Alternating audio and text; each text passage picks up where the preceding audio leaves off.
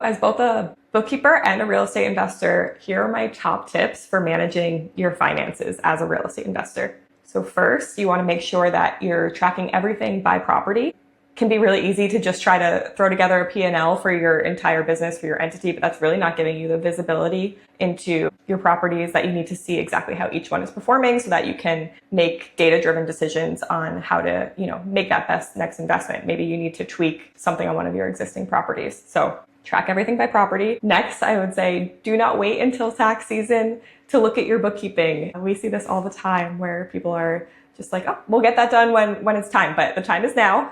Focus on your books as you're running your business. You want to be familiar with the transactions that are coming in real time so that oh, okay, that related to that property.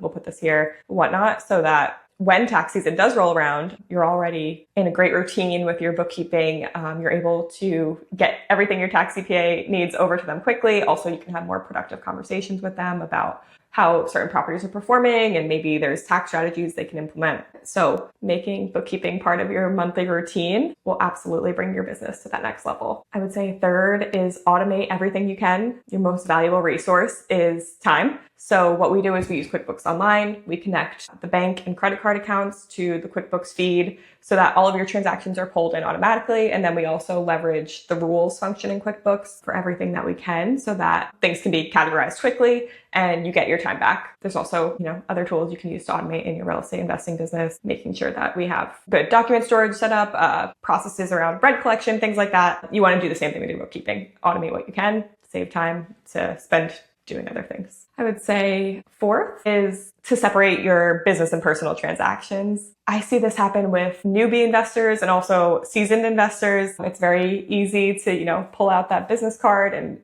use for a personal transaction or use your personal card for a business transaction. This will create a mess in your finances. Also from a protection standpoint, it's always better to keep everything absolutely separated.